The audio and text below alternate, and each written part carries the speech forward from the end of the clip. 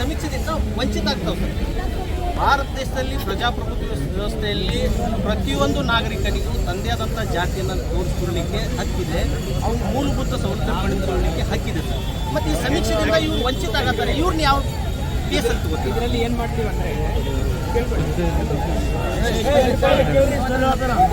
ಇದರಲ್ಲಿ ನಾವು ಏನು ಪರ್ಮಿಷನ್ ಕೇಳ್ತೀವಿ ಅಂದರೆ, ಸದ್ಯಕ್ಕೆ ಅವರು ಯಾವ ಗ್ರಾಮ ಪಂಚಾಯತಿ ವ್ಯಾಪ್ತಿಗೆ ಬರ್ತಾರೋ ಆ ಗ್ರಾಮ ಪಂಚಾಯತಿ ಹೆಡ್ ಕ್ವಾರ್ಟರ್ಗೆ ಇವನ್ನು ಕರೆಸ್ಕೊಂಡು ಅವರಿಗೆ ಒಂದು ಫಿಸಿಕಲ್ ಕ್ಯಾಂಪ್ ಮಾಡ್ತೀವಿ.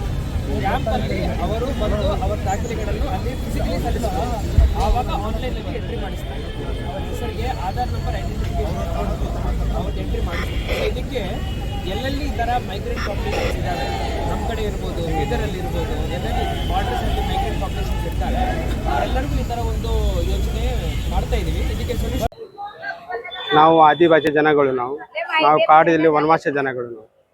ನಮಗೂ ಯಾವ ಸರ್ಕಾರ ನಮಗೆ ಸರ್ವರ್ ಮಾಡೋಕ್ಕೆ ಬಂದಿಲ್ಲ. ನಮಗೂ Aadhaar card, ration card, income, ಜಾತಿ ಯಾವುದಿಲ್ಲ. ನಮ್ಮ ಮಕ್ಕಳಿಗೆ ಶಾಲೆ ಇಲ್ಲ. ನಾವು ಗಂಭೀರವಾಗಿ ಪರಿಸ್ಥಿತಿ ಇದ್ದೀವಿ.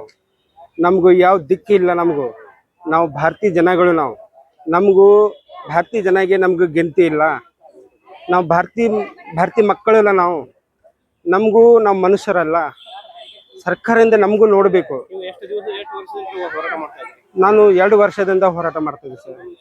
ಅದಕ್ಕಿಂತ ಮುಂಚೆ ಏನು ಹೋರಾಟ ನಮಗೂ ಗೊತ್ತಿಲ್ಲ ಸರ್. ನೀವು ನೋಡಿಲ್ಲ ಸರ್. ಮೊದಲು ನಾವು ಕಾಡಲ್ಲಿ ಇದ್ದೀವಿ ಸರ್. ಕಾಪೋಲಿ, ಚಿಂದೋಳಿ, ಶುಟಾನ್, ಕುಂಬರವಾಡ, ಹಲ್ಗ, ಮೇರಡ, ಅಲ್ಲಿಂದ ನಾವು ಕಾಡಲ್ಲಿ ಇದ್ದೀವಿ ಸರ್. ಪುರದಿಂದ 50 ವರ್ಷದಿಂದ ನಾವು ಕಾಡಲ್ಲಿ ಜೀವನ ಮಾಡ್ತಿದ್ವಿ ಸರ್. ನಾವು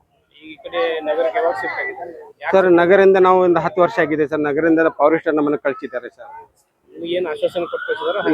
ಹಂಗೆ ನಮ್ಮನ್ನು ಕಳಿಸಿದ್ರೆ ಯಾವುದು ಏನು ಸಹಾಯ ಮಾಡಿಲ್ಲ ಸರ್.